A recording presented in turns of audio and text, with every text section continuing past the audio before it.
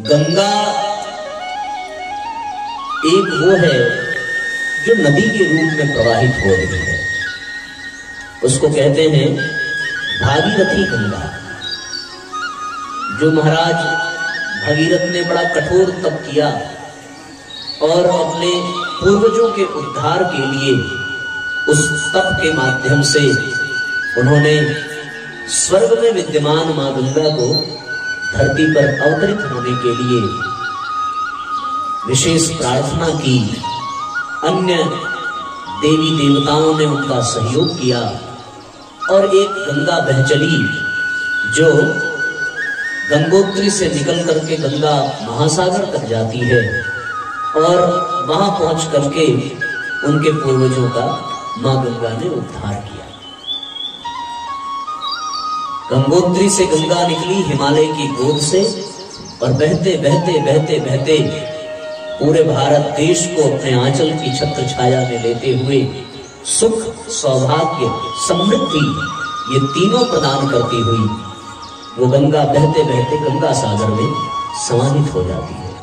उसको भागीरथी गंगा कहते हैं क्योंकि भगीरथ के तप के कारण वो धरती पर अवतरित होती है और अंत में स्वर्ग से निकल करके चलने वाली वो गंगा जो ब्रह्मा जी के कमंडल में आती है, भगवान विष्णु के चरण से निकली, ब्रह्मा जी के कमंडल से होते हुए भगवान शिव की जटाओं में स्थिर होकर के और फिर धीरे धीरे धीरे धीरे समूचे पृथ्वी मंडल को अपने प्रभाव से लाभान्वित करती हुई पाताल लोक की ओर प्रस्थान करती है। विष्णु पादाब्ज गंगे त्रिपथगामिनी तीनों पथ पर अर्थात तीनों लोगों को प्रभावित करती है, वो है भगीरथी गंगा। और एक गंगा ये भी है जो जल की नहीं, जो ज्ञान की गंगा है। जल वाली गंगा को भागीरथी गंगा कहते हैं, पर जो ज्ञान की गंगा है जिसमें ज्ञान का प्रवाह प्रवाहित होता है, ज्ञान की धारा प्रवाहित होती है, ये गंगा भी निकली कहीं से। और कहां से निकली? कहते हैं साहब ये भी हिमालय से ही निकली हुई है। हिमालय की कंदराओं में ऋषियों, मुनियों, तपस्वियों ने कठोरों वर्षों तक भगीरथ के जैसा तप किया और उस तप के प्रभाव से उन्होंने अपने आप को केंद्र में रख करके अपने जीवन को अनुसंधान की शाला बनाया और उसमें अनेकानेक शोध किए और उस शोध का जब उन्होंने प्रयोग किया उससे लाभ मिला तो फिर वही हिमालय की कंदराओं से ज्ञान की गंगा ऋषियों के तप के कारण प्रवाहित होती है और वो समूचे विश्व ब्रह्मांड को प्रकाशित करती हुई अनेकों को लाभ पहुंचाती है। तो जल वाली गंगा को भागीरथी गंगा कहते हैं और ज्ञान की गंगा जो आज आपके इस गांव में आई है, आपके क्षेत्र में आई है, आप सबको इसका लाभ मिल रहा है, ये भागवती गंगा कहलाती है, भागवत की ज्ञान गंगा। भगीरथ के कारण वो भगीरथी गंगा और ये भागवत के क्षेत्र में हम सब बैठे हैं, भागवत के आश्रय में बैठे हुए हैं, तो ये भागवती गंगा है। बड़ी विशेष बात यह है कि वो गंगा भी तारती है और ये गंगा भी तारती है। उस गंगा से भी पूर्वजों का उद्धार हुआ और इस गंगा से भी पूर्वजों का उद्धार होता है। पूर्वजों के उद्धार के लिए और अपने आत्म कल्याण के लिए ये गंगा प्रवाहित होती है और इस गंगा से लोग लाभ लेते हैं। भगीरथ ने जो गंगा का प्रवाह किया उससे केवल भगीरथ के ही पूर्वजों का उद्धार हुआ ऐसी बात नहीं है, केवल भगीरथ का ही कल्याण हुआ ऐसी बात नहीं है। जो भी उसकी शरण में आया, जिन्होंने भी उसका स्नान किया, पान किया, स्पर्श किया, ध्यान किया, वो करते चले गए, उनका कल्याण होता चला गया। उसी प्रकार ये जो भागवत है ये महाराज परीक्षित ने सुना, शुकदेव ने कहा तो केवल उनका ही उद्धार नहीं हुआ, जो इसकी शरण में आया उन सबका उद्धार हुआ और उनके पूर्वजों का भी कल्याण हुआ। तो एक भागीरथी गंगा है जो प्रत्यक्ष दिखती है और एक भागवती गंगा है जो भगवान के ही गुण, लीला और उनके नाम का आश्रय प्रदान करती है और इससे भी कल्याण होता है। उस गंगा को हम देखें तो वो विष्णु भगवान के चरण से निकली हुई है, इसलिए वो विष्णुपदी कहलाती है। विष्णु के पादाब्ज, भगवान के चरण से निकली हुई गंगा वो विष्णुपदी कहलाती है। और ये जो भागवत है, इसमें भगवान ने अपने मुख से ज्ञान प्रदान किया है। भागवत का स्वरूप ऐसा ही है कि उन्होंने सर्वप्रथम ब्रह्मा जी को चतुश्लोकीय भागवत प्रदान किया और संकल्प मात्र से फिर उसी भागवत को ब्रह्मा जी ने नारद जी को प्रदान किया और फिर नारद जी ने उसी भागवत को वेद व्यास जी को प्रदान किया। वेद व्यास से वो भागवत भगवान सुखदेव को मिली और सुखदेव से फिर वो परीक्षित को मिली और परीक्षित के साथ वहां पर सूत शौनकादि ऋषियों ने भी सुना। तो फिर इसी क्रम से चलते चलते वो गंगा हम सब तक बहती हुई चली आ रही है। पर ये शुरुआत कहां से हुई? भगवान के श्रीमुख से ही शुरुआत हुई। तो जो गंगा धरती पर बह रही है जल के रूप में, वो विष्णुपदी है। और जो गंगा यहाँ भागवत के रूप में बह रही है, ये विष्णुमुखी है। ये भगवान के मुख से निकली है, वो भगवान के चरण से निकली है और ये भगवान के मुख से निकली है। दोनों में कितनी विशेष समानता है। सबके केंद्र में भगवान ही है। तो फिर से आप याद करिए कि वो भागीरथी गंगा है और ये भागवती गंगा है। वो विष्णुपदी है और ये विष्णुमुखी है, भगवान के मुख से निकली हुई है। और एक बड़ी विशेष बात यह है कि वो गंगा जब भगवान के मुख से निकलती है तो भगवान शिव उसे अपनी जटा में धारण करते हैं, इसलिए वो जटाधारी गंगा कहलाती है। ऐसा आपने कथा सुना होगा कि बड़े वेग से वो गंगा निकली। देवताओं को इस बात की चिंता हुई कि यदि वो इसी वेग से धरती पर अवतरित हुई तो धरती के टुकड़े टुकड़े हो जाएंगे और वो धरती को छेदती हुई पाताल में पहुंच जाएगी, धरती नष्ट हो जाएगी। फिर इस वेग को कौन रोके? भगीरथ ने तपस्या की, भगवान शिव को प्रसन्न किया और भगवान शिव ने अपनी जटा में मां गंगा को धारण किया और उसके बाद एक थोड़ा सा स्थान रिक्त किया जिससे वो गंगा प्रेम पूर्वक साधारण वेग के साथ इस धरती पर प्रवाहित हो कि धरती का कोई नुकसान ना हो, कोई परेशानी ना हो, कल्याण ही कल्याण हो। तो वो जटा में धारण करने के कारण वो गंगा कहलाई जटाधारी गंगा। एक गंगा वो। अब ये दूसरी भागवती जो गंगा है, ये जटाधारी गंगा नहीं है। हाँ, ये कौन सी गंगा है? ये जिह्वाधारी गंगा है। इसको अपने जीभ पर धारण किया। किसने? भगवान सुखदेव ने। सुखदेव ने अपनी जिह्वा पर धारण किया और वहीं से इस गंगा का प्रवाह प्रारंभ हुआ।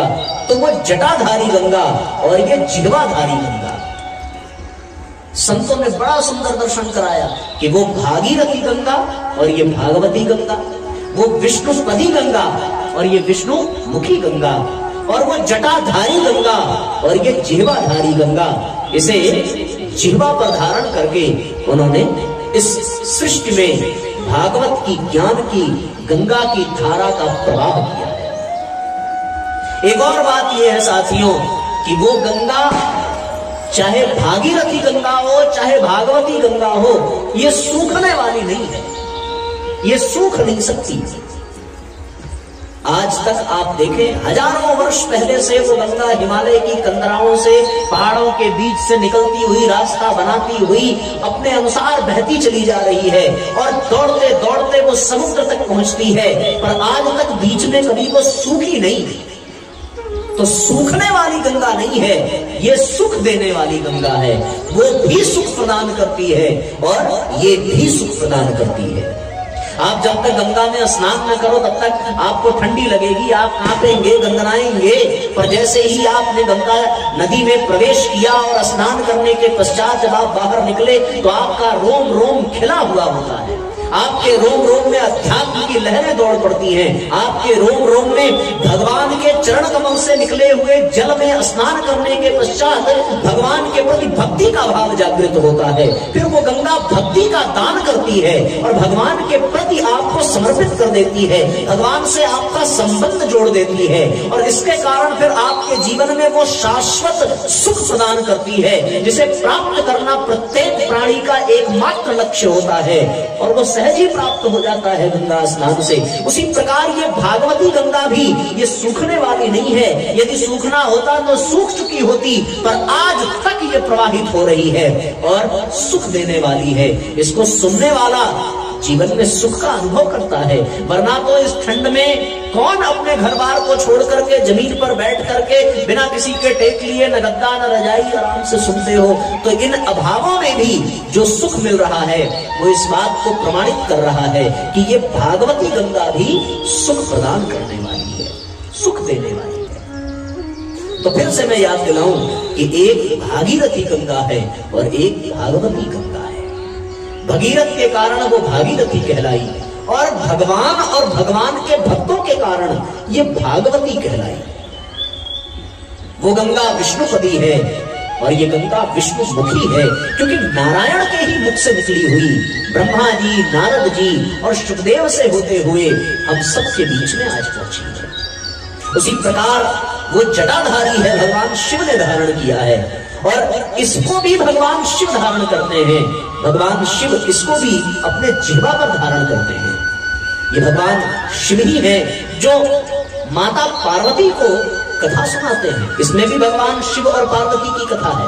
आप रामचरितमानस में भी देखें, उसमें भी भगवान शिव ने ही माता पार्वती को कथा सुनाई है। तो भगवान शिव निरंतर या तो कथा सुनते हैं या तो फिर कथा सुनाते हैं। तो भगवान शिव ने उस गंगा को अपनी जटा पर धारण किया और इस गंगा को अपनी जिह्वा पर धारण किया। भगवान के गुणों की चर्चा करते हैं कैलाश पर्वत पर बैठ करके और मां पार्वती को सुनाते हैं।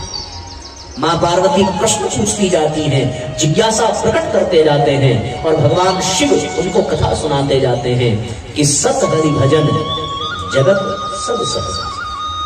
उमा कहूं मैं अनुभव अपना, सत हरि भजन जगत सब सपना।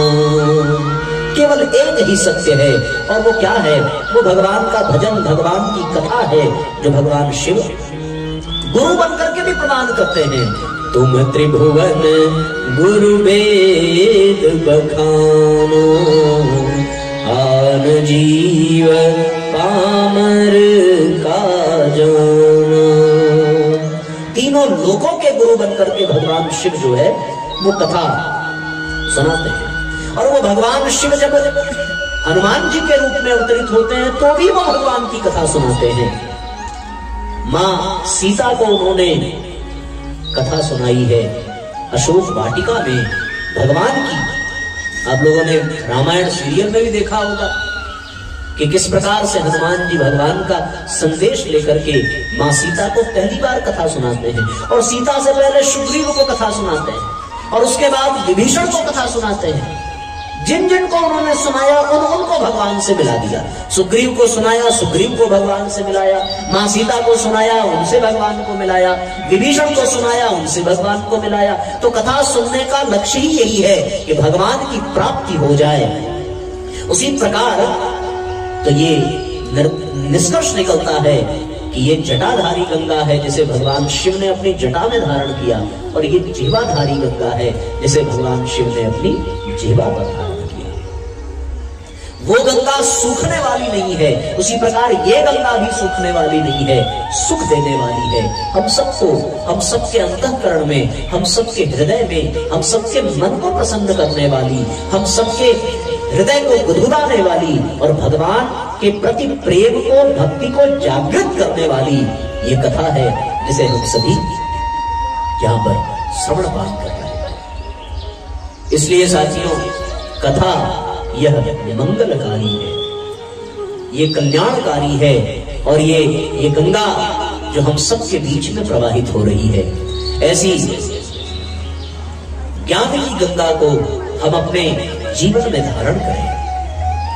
हम उस गंगा में जब स्नान करते हैं तो फिर उसमें चरण डालते हैं और उसके बाद उसमें डुबकी लगाते हैं और लौटते समय अपने कमंडल में भर करके भी ले जाते हैं।